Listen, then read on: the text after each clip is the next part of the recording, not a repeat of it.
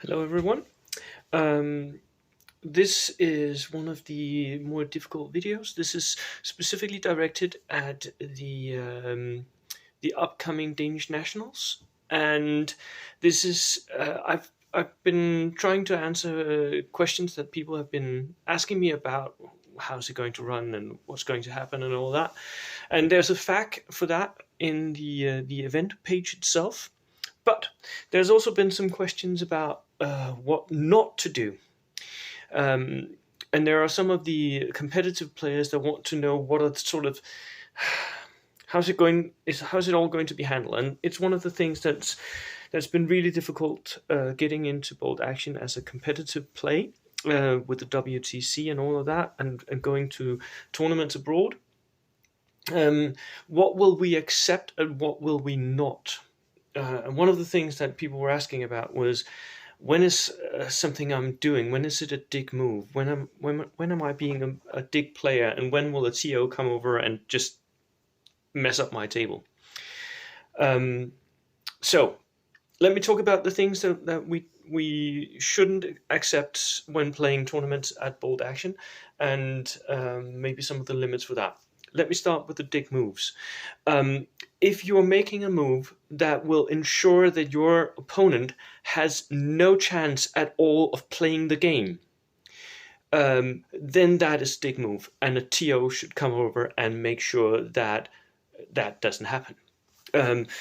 The classic example is if you're conga lining along one entire board edge and making sure that the opponent simply cannot come on the table. His reserves or outflank or whatever cannot physically move into the table.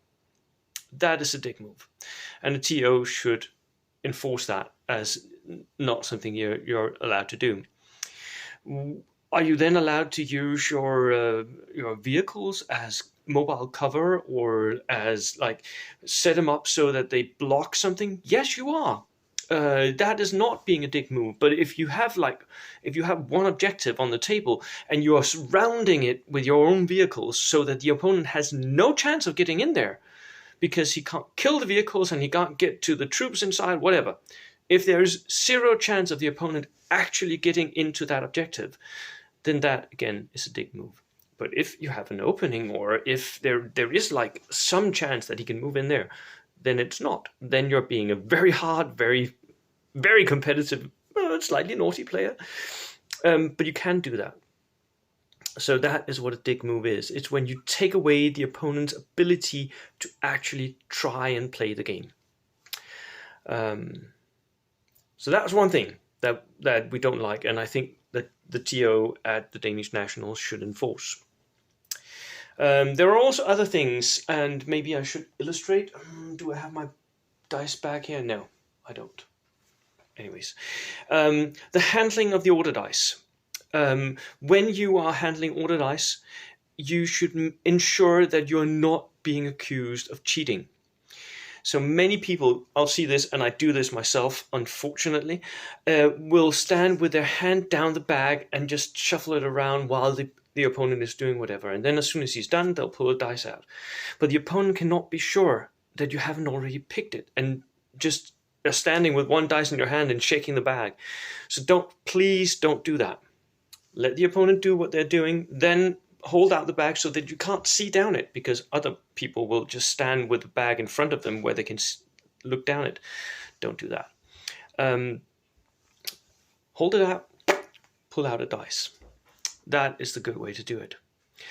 There's also something with measuring and pre-measuring. People have a nasty tendency to pre-measure. And to be overly optimistic with their distances. And so you might have like a model. Let me see if I can find one. I have a Japanese guy here. So he might be standing there, and you're like, okay, he moves up 6 inches he's advancing. So he's advancing 6 inches, and then he suddenly ends up there instead of there. Can you see the difference? There instead of there. Pushing that limit just 1/2 inch more that is cheating. And you shouldn't do that. And if it's ever pointed out, you should immediately move back. And the opponent shouldn't even have to point this out. You have to keep within 6 inches. You cannot move more than. And nor can you, once you've set down your piece, your truck, it's not pointing in the red direction. It should be pointing more like that. After you set it down and have moved on in the game, that truck is stuck. You can't move it around after that. We see that happening as well. And I'm not talking about deliberate cheating necessarily here. It might just be bad habits, but it is something that is, even if it's a bad habit, it is cheating. So don't ever do that. Don't stand around measuring with your measure tape as well. That is pre-measuring. You're not allowed to do that. So what you do instead is you clearly state what it is that you want to do on your turn with your order dice. You clearly state, I want to advance in that direction so that I, as much as possible, get clear of that house so that I can shoot that unit. And then you figure out, oh, can I actually go there? 6 inches. Oh, I didn't have the range. Well, I'm stuck because I declared openly that that was what I was going to do. You declare and then you move. And you shouldn't ever ask for a redo. The opponent can give it to you if you know, like, if you're playing a friendly game or the opponent wants to be a nice guy, he can say, okay, well, you didn't know that. You clearly thought that something was, do you want to run instead? You can't actually get to where you want to go, but you could have if you were running. Do you want to run instead? The opponent can say to you that is what he wants to do, but you should never, ever deliberately ask for a redo. Can I do that again? No. That is what you have to play out. This is a tournament. The opponent is there to win, not to grant you extra chances. So if he wants to grant you an extra chance, he's just being a nice guy, but you shouldn't ask for it. Then you are being not nice about this. So declare clearly, then measure, then move, then leave the model where it is. Do not touch it again. Unless you knock the table over or something and everything moves, or if you notice that the terrain has somehow been shuffled, and then you say to your opponent, my tank here, wasn't that pointing in another direction? And he can say, yeah, I think it was. And then you can sort of agree on where it was when you were starting. Then we have the dice rolls. Some people, when they're playing, are really quick with the dice, either with the math or with rolling the dice and then picking them up, saying, oh, yep, I got 2 6s. You should always roll the dice where the opponent can see them, and he can declare how many hits you got, how many penetrations you got, what damage it was. Let him declare what you have rolled, because then you're both in agreement about what has actually been rolled.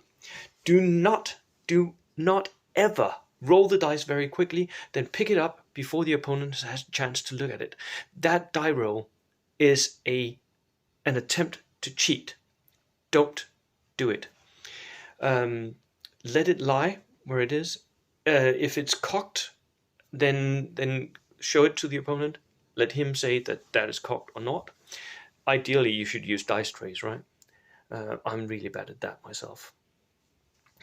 I always roll my dice into terrain and stuff. I guess I like it. Who knows? So that is also a problem. Then we have 3 items that are, again, bad habits, and some of them you might actually use to cheat. Slow playing. If you are a slow player, then that is perfectly fine. You are allowed to be that. At the Danish Nationals, you have 3 hours to finish a game. You should make sure that you can finish a game in 3 hours. If a TO discovers that you have had 1 or more games where you haven't finished on time, then you are slow playing, and we will issue you with a chess clock. And as soon as that runs out, you get 1.5 hours on your chess clock, and when it runs out, then your time at that game is over, and the opponent can then play the game on. The only thing your units can do is go down. So make sure that you can finish a game on time, and if a TO finds out that you are playing so slowly that you are ruining games for other people, because that is what is happening. If you have 3 hours, that is plenty of time for a game, and you're still not making it on time, then you are deliberately slow playing, and then you should be punished. Either you should be kicked out of the tournament, or you should have that chess clock. I know they did it in Spain, and that worked. People finished on time. Also, you should never ask your opponent to stop before time, unless both of you agree. This game is over, the result was... You shouldn't ever, like, okay, we got 5 minutes left, we can't make the final turn, should we just stop now? It'll be a draw, whatever. No, the opponent has a chance to win. And especially at a Nationals, the opponent has a chance to improve their standing by kill points or whatever. You should finish your game. Always. Always try and finish the game. And then when the time runs out, if you haven't finished the game when the time runs out, the TO will call out, the last dice has now been picked out of the bag. No more dice to be played. Then you play the last dice, what happened there, and then you figure out how the game actually went. Then we have rules lawyers, one of my favorite pet peeves here. Some people will argue any rule to draw out time of the game, or to irritate the opponent, or to be right, or whatever. This is how you do it. You state clearly what you think the rule is. You hear the opponent out when he says what he thinks what the rule is. Then you look up in the rule book, and if you can't agree on an answer based on that, you look up in the FAQ, and if you can't agree on an answer based on that, you call the TO.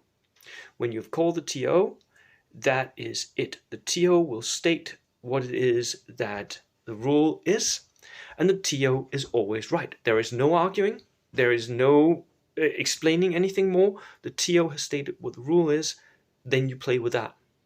Because the TO, when he comes down to your table at that point, he is only there to ensure that the game and the tournament progresses.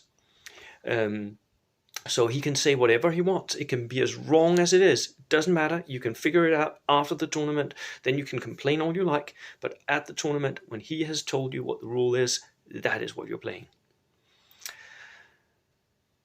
Final thing. It doesn't happen often, but it does happen. Be on time and focus on your game. Don't do other stuff. I'm really bad at that myself, because people have a tendency to ask me questions and I like answering them. Especially like minor rules questions and stuff. You should focus on your game. Your opponent has set aside time and effort. He's painted his miniatures, he's trained, he's pumped and ready. Maybe he's a newbie who's really excited about playing you because you're really good and he knows about you. Whatever, you should focus on that game. You should focus on what's happening, you should focus on that. And you should be on time for the game. There is a break at the Nationals between each game. Use that to organize your troops, to move to the next table,